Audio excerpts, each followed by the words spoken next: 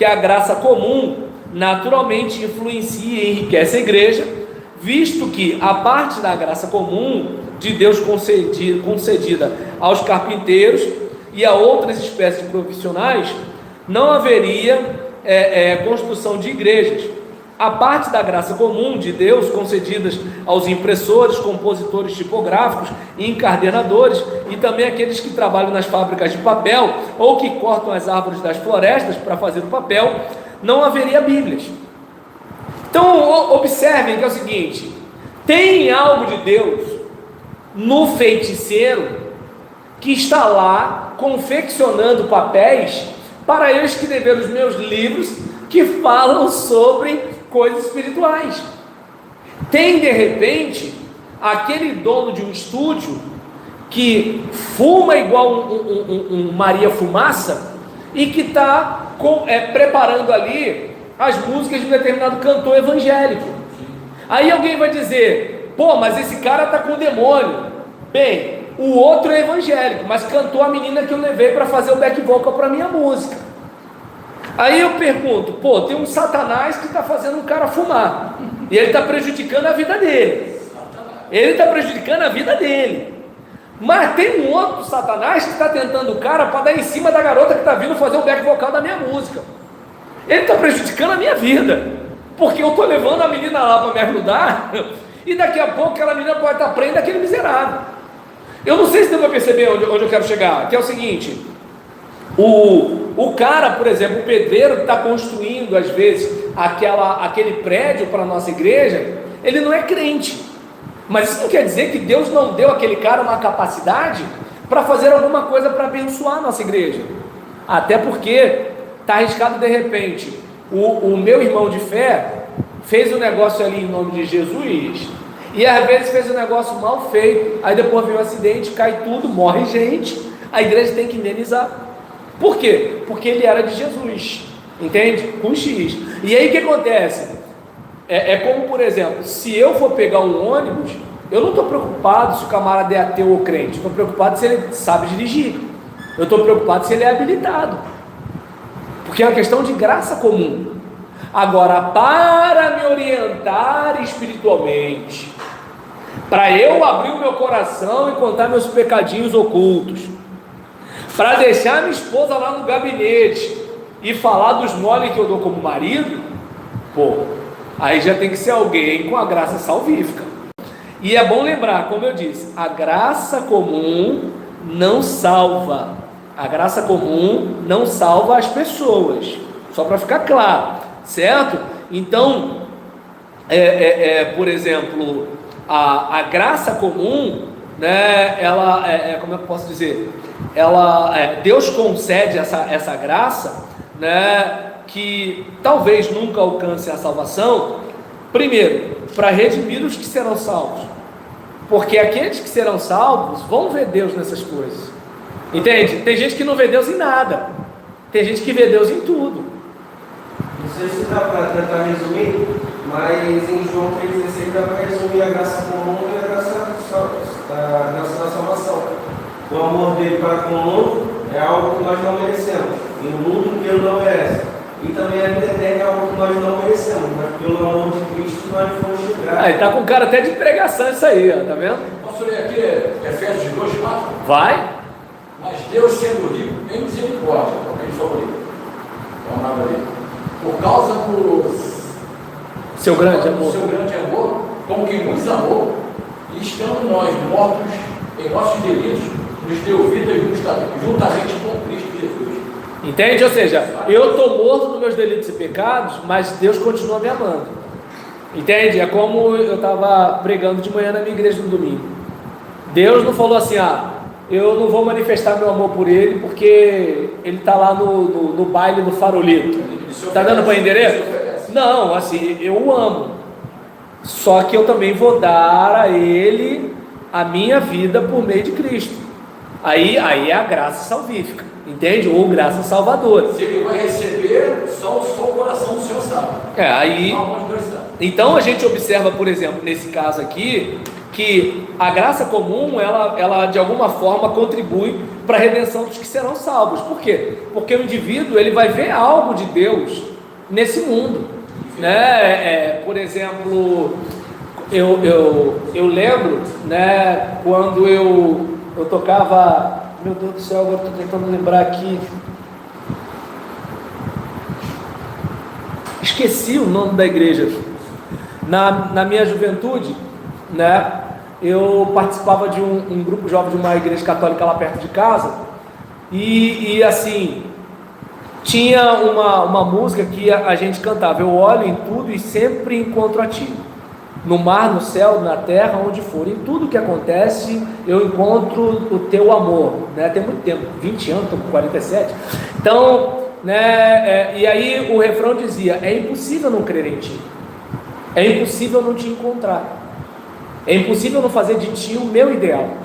Aí você olha, por exemplo, para a questão de assim, você olhar, né, para as questões ao seu redor, e aquilo que Tomás de Aquino fala sobre a revelação natural, né, de você se depara com as coisas e fica assim: poxa, tem que ter alguma coisa além do que isso que eu estou vivendo aqui.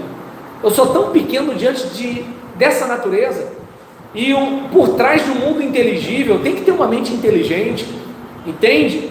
É claro que para quem não crê, existe um universo eterno, mas não existe um Deus eterno para criar o universo. Tudo bem, tá tranquilo. O mundo veio de uma explosão, tá, mas alguém acendeu esse palito de fósforo, gente? Tem que ter alguma coisa. Não cabe na minha cabeça algo que veio do nada assim. Então você percebe que isso faz o homem buscar. Tanto que é o seguinte: o cachorro continua sendo cachorro, o macaco continua sendo macaco, mas o homem chega um momento na história que ele vai e constrói um altar, e aí começa a construir a ideia do divino, seja com sacrifício, com isso, com aquilo, porque o homem tem uma ideia do transcendente, tem que ter alguma coisa a mais.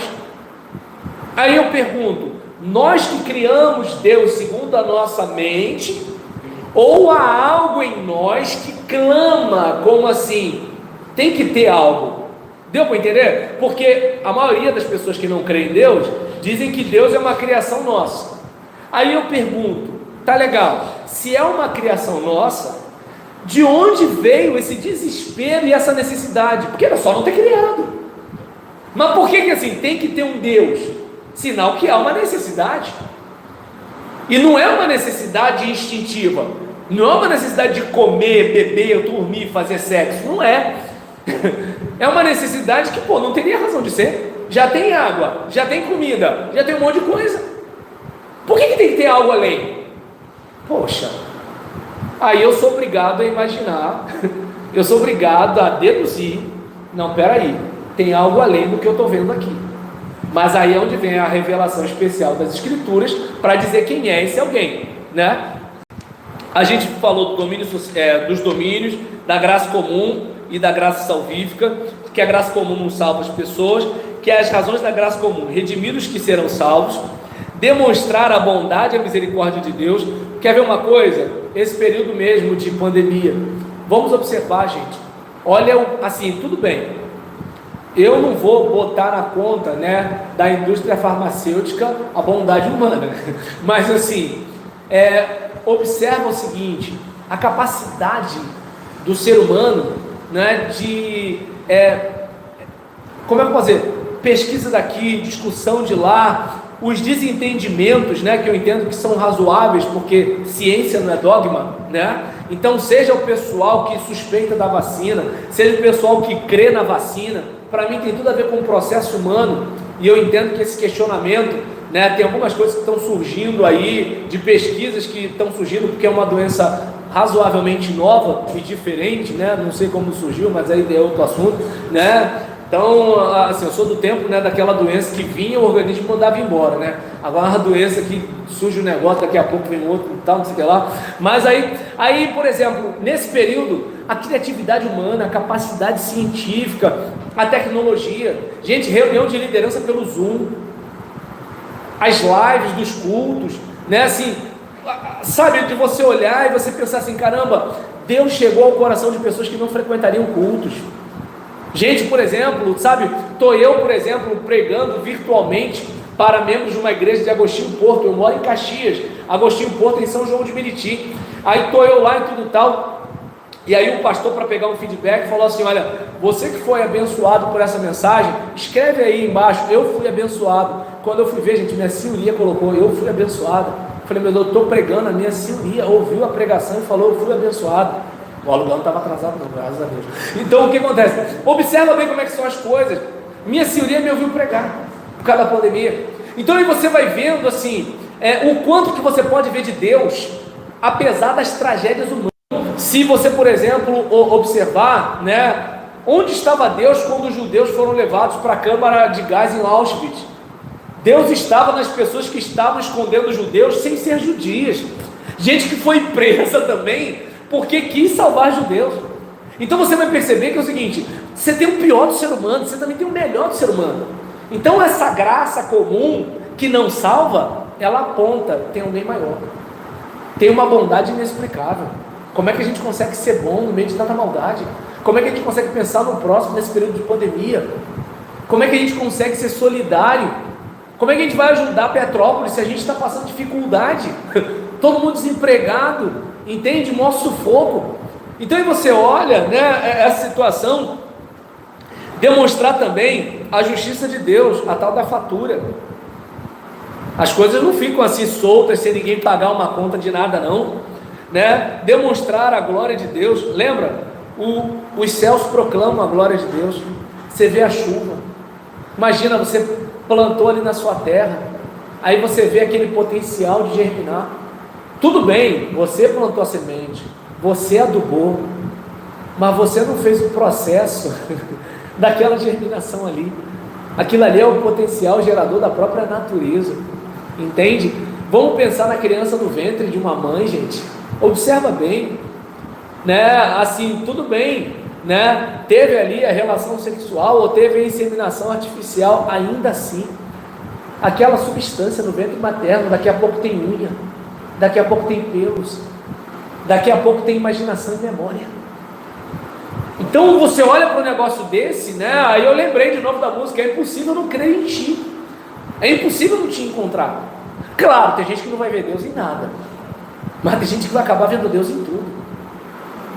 E aí quando vem a pregação, é só uma cerejinha do bolo, é uma revelação especial para dizer o seguinte: olha, tá vendo esse algo maior aí?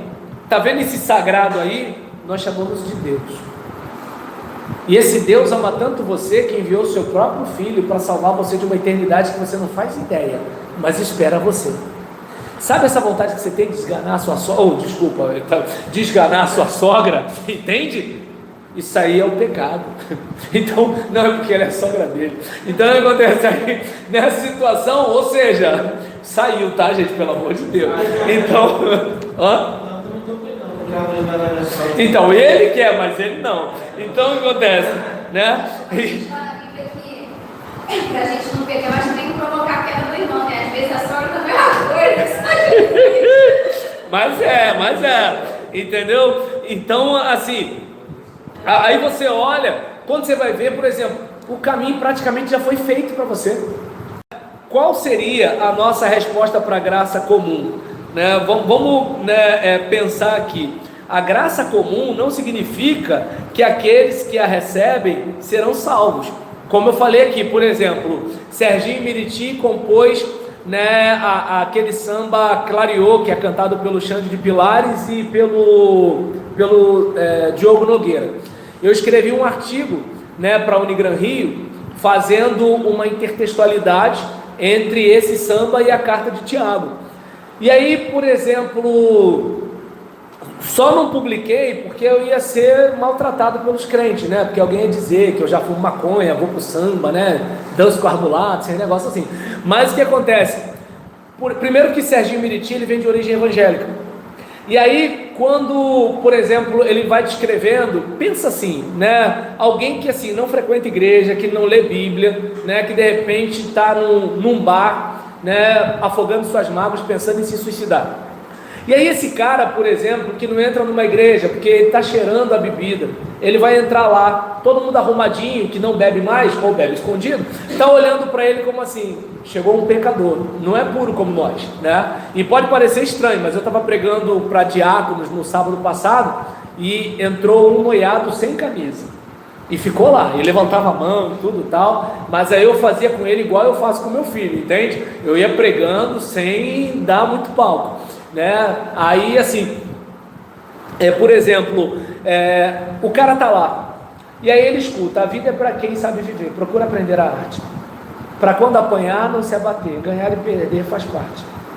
E aí chega um momento que ele fala: chega de chorar, porque você já sofreu demais, agora chega de achar que tudo se acabou. O choro pode uma noite durar. Quem lê Bíblia está conseguindo entender aqui a paráfrase. Mas um novo dia sempre vai raiar, e quando menos esperar, clareou. E aí tem um momento que fala, né,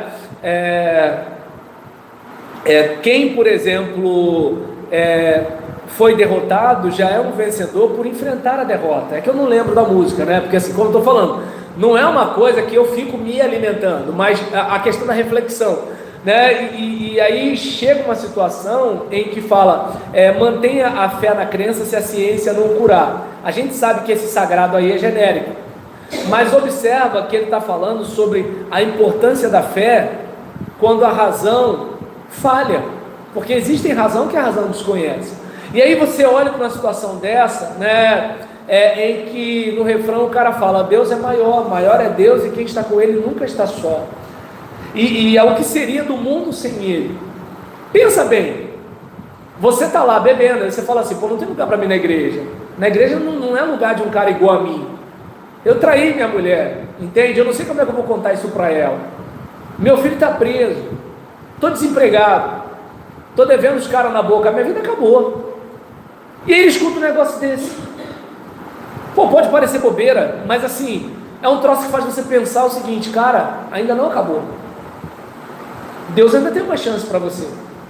E detalhe, ele está ouvindo através de alguém que está na farra igual a ele, alguém que ele não entende, que é melhor do que ele, que vai julgá-lo.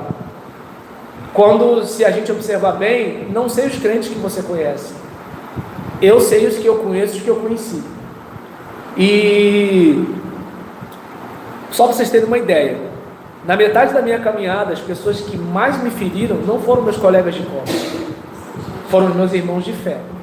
E eu lembro de uma vez, o pai de uma jovem de uma congregação que eu dirigi, lá na favela do Dique, Sérgio Lopes foi cantar na nossa igreja, e eu levei o pessoal todo da congregação para assistir o Sérgio Lopes. E o pai dela, né, que não era crente, Sérgio Lopes, rádio evangélica, todo mundo conhecia, foi também. Só que foi chapado. Quando teve o apelo, ele foi à frente. E aí nisso ele foi à frente, eu fui lá, fiquei do lado dele, botei a mão no ombro dele, e ele chegou, virou para o rapaz que estava do lado, e virou para mim, né, e falou assim: gente, minha vida está toda errada. E aí o rapaz do lado dele falou assim: minha vida também já foi assim. Eu falei: também estou todo errado, tem um monte de coisa para resolver na minha vida. Aí ele olhou, porque na cabeça do cara, tu não bebe, não fuma, não joga no bicho, entende? Não bate na mãe, não trai a mulher, não chuta o cachorro. O cara pensa que tu é, mas Deus sabe o que você fez no verão passado. Deus sabe quem é você quando está de óculos escuros no ano da mulher. Deus sabe. Deus sabe, por exemplo, o ajuste que você faz na saia quando vai para a escola, a blusa que você usa quando vai para a faculdade. Deus sabe. Deus sabe a sua vontade de aparecer quando você está no culto. Deus sabe. E de repente esse pecado está fedendo mais do que a cachaça do outro. E eu não estou dizendo para ninguém beber cachaça, faz mal, enche o beiço, come o fígado. Então o que acontece? Agora, por exemplo, não, porque às vezes a pessoa escuta o que você não está falando. Então, por exemplo, o que eu estou dizendo aqui é pecado. Estou falando de graça de Deus, entende? Eu não estou dizendo que é o seguinte: pode trair a mulher que Deus perdoa. Bem, Deus pode perdoar. Agora o Paraíba com a peixeira na mão, eu não sei se vai te perdoar. São duas coisas diferentes. Então, com todo respeito aos nordestinos, tá bom? Mas assim, hoje em dia tem que ter maior cuidado quando você cancelar. Então, por exemplo, quando eu olho para isso, aí eu vejo assim, parece que eu perdi aquele sentimento de miserável homem que sou. Quem me livrará do corpo dessa morte? Quem sou eu para estar pregando para a minha igreja? Quem sou eu para estar aqui abrindo a Bíblia para vocês?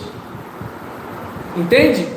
Assim, e quando eu falo isso, é por quê? Porque na nossa cabeça, pecador é o cara que faz um negócio gritante. Não, gente, diante do Deus Santo. Quem aqui, diante do Deus Santo, quem é que não tem nada para confessar? Quem é que não, e detalhe, eu não tenho nada, pronto, achei, fiquei orgulho. Entendeu? Então assim, eu não sei se dá para perceber.